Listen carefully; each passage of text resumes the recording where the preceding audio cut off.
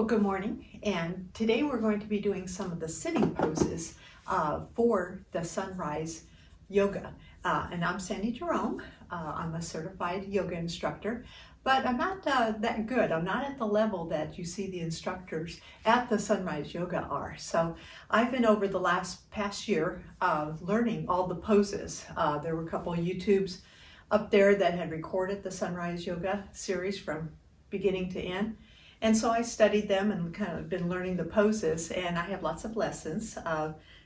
Must be at lesson 14 or 15 by now, but these are all the sitting ones, and they kind of do them all together right at the end, about at the 40 minute mark of the sunrise yoga. This year it's going to be at Hollywood Studios. I'm going in February. This is 2025, and I'm going in February and staying at the boardwalk, and then so I can walk on over there. My last video is going to tell you about the logistic things to talk about. But today we're going to do just 4 of the sitting exercise. We're going to do the butterfly, the zigzag, let's see, we're going to thread the needle, and then we're going to do our hip rocks, and then it kind of ends in the resting pose, which actually you don't really need to learn that kind of comes naturally. So let's start with the butterfly. The butterfly is merely putting your legs together like this. Now when I started learning yoga, I could only go this far, so don't feel bad about it. One thing that may help you is to put one of the blocks up behind your back here to kind of support your lower back. To kind of get into this. And so you just start out a little bit easy here and then slowly go here, or you start out right here and then slowly start moving your legs down until you can get it. Hopefully someday you'll be able to put your feet together, and then in the sunrise yoga they actually lean forward and move your head down. Now you see I can't go very far, so that's fine, but eventually you want that level. Now keep moving your hips to keep movement in there, so you don't have locked out, and that kind of loosens up your hips here as you're doing the butterfly. They'll be doing this pose for quite a while, so you want to be practicing this. I actually do this every single night, and I try to push this down a little bit further because I'm trying to prevent this pooling of blood in my hips from sitting so much during the day. Now the zigzag is merely taking your leg, this may be hard, moving your leg and to go into a zigzag pose here. So that may be hard for you to, at first you may only be able to come down this far, but eventually you want to be able to sit up nice and straight and have this leg all the way down. And then you'll be moving this way and this way, okay? So kind of get used to that. This stretches your back right here. So that's a zigzag, and they do it on both sides. So you want to be able to come over here, zigzag here, and at certain points they even lean, where you lean down in the zigzag. That may be really hard for you. I mean, this is really pulling those thigh muscles to be able to lean down and press your body down, or come forward or back, okay? But being able to stretch these hips, making your hips really flexible, really makes a difference for you.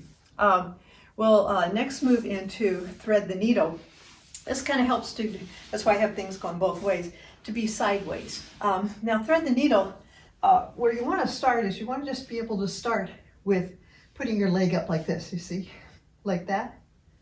And then eventually you're going to put your hand through here and hold on to your leg. See how you're threading the needle here?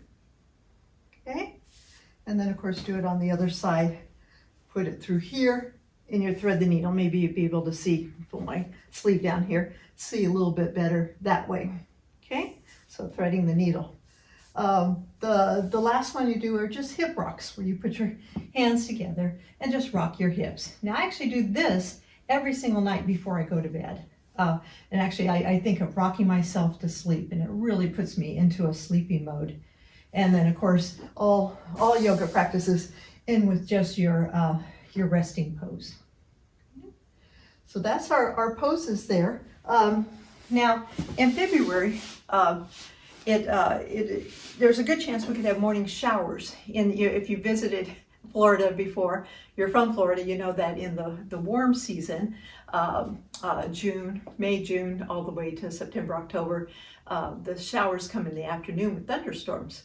In the cold part of January, February, you have morning sprinkles. So you're going to want to bring a rain jacket, because in Florida, nothing really stops because of the rain. They'll stop things for the warm season for the afternoon thunderstorms, but during the cold season, in the morning sprinkles, they won't be stopping that, probably because of the rain. And by cold season, probably about 40 degrees maybe at 5 a.m.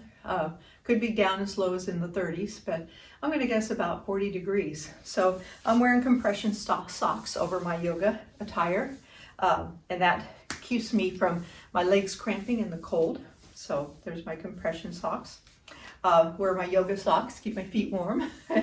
and then layers. Everything in Florida, you always want layers. I have my yoga outfit on underneath here and something warm. I may put a t-shirt then. So my yoga sleeveless one, maybe a t-shirt in this, so that I can take the layers off if it does get a little bit warmer there. So, but my last video, the next one, we just have one more to do. Go through the warriors, the warrior 1, the warrior 2, the reverse warrior.